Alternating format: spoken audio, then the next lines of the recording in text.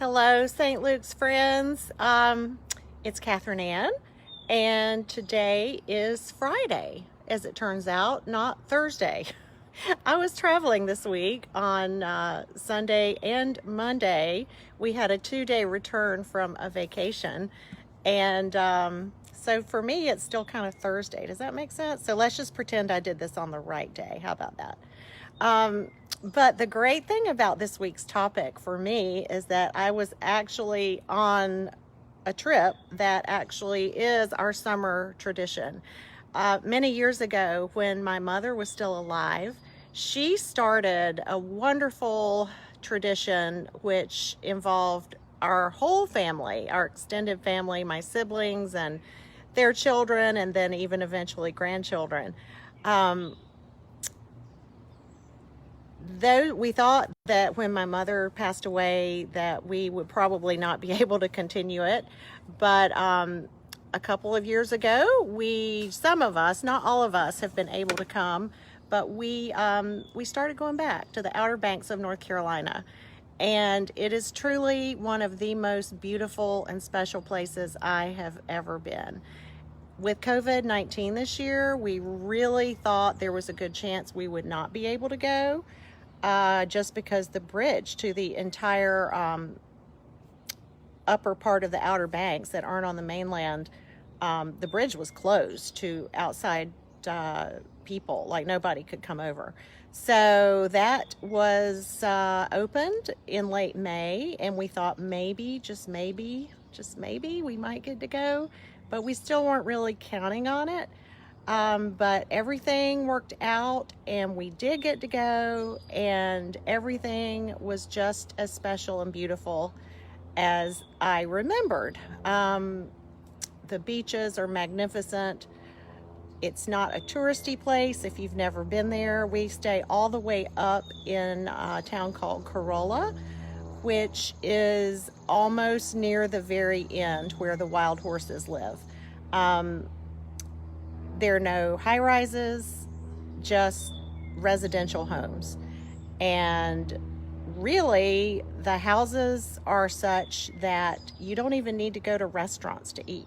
So a lot of the COVID-19 concerns, we knew that once we got there, we would be fine, because it's just a house and the beach. That's literally all there is to do. So that part was wonderful. The ocean was peaceful. The weather was perfect. The family members who I was able to spend time with that week were just the same wonderful people that we've always loved them for being. So that was all the same. We cooked. My brother's an amazing cook, and we had the most outstanding meals. So that was fun. We played games. We enjoyed the little my 2-year-old great niece was with us, and she's adorable. So that was fun. That was kind of new. But what was different? One thing that was different in a good way, as many times as I've been, and I love to collect shells there, I thought I knew every kind of seashell there was. Except for this year, there were some different ones, and they were my favorite color. They had blue stripes in them. Anybody who knows me knows that I love blue. And these seashells just kept washing up, and it's just kind of crazy because I've never seen them before in my life. But even though I said I would not bring home any, guess what? I brought home a lot. So that was fun.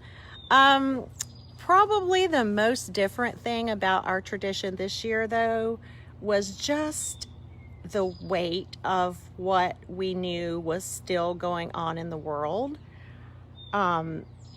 Just actually being alone with thoughts in such a beautiful place, even though it was vacation, in a way, it almost magnified everything we knew that was happening. We tried not to watch the news, not to read anything, but at the same time, we kind of knew we had to.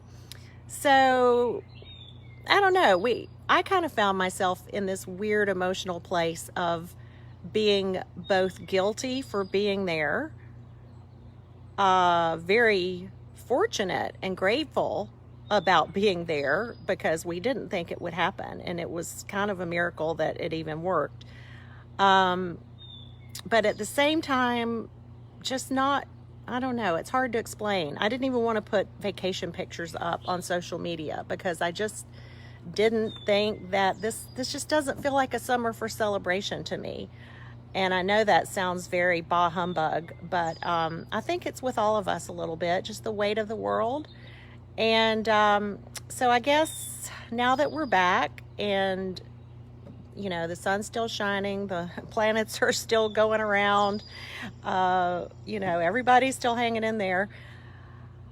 I guess the thing to do is just to continue to focus on the hope that God promises us, and to continue to rely on the strength that we know God gives us, and to remember to focus on the love that Jesus came to teach us about. That's it, y'all. I still haven't unpacked my suitcase. Actually, the dress I'm wearing right now was in my suitcase. I just took it out this morning, so I don't want to do laundry. But nonetheless, here we are, and I'm happy to share with you. I'm happy to be with you in this way. And I hope you all have a good 4th of July with your family. It's going to be different. It's going to be weird not to wake up tomorrow and go up and hop on the St. Luke's float, but we'll have other years, and that's going to be okay. Also, families with kids, I want to give a quick commercial announcement that we have our drive-through ice cream social this Sunday from 3:30 until 5. So it will be a very safe and distanced event, and we will all have masks on, and we ask the drivers to wear a mask, and we'll have all your favorite frozen treats. So come to the Manhasset parking lot this Sunday afternoon. All right, friends, it's different, but it's summer, and I pray that we can all find some peace and happiness. See ya. Bye-bye.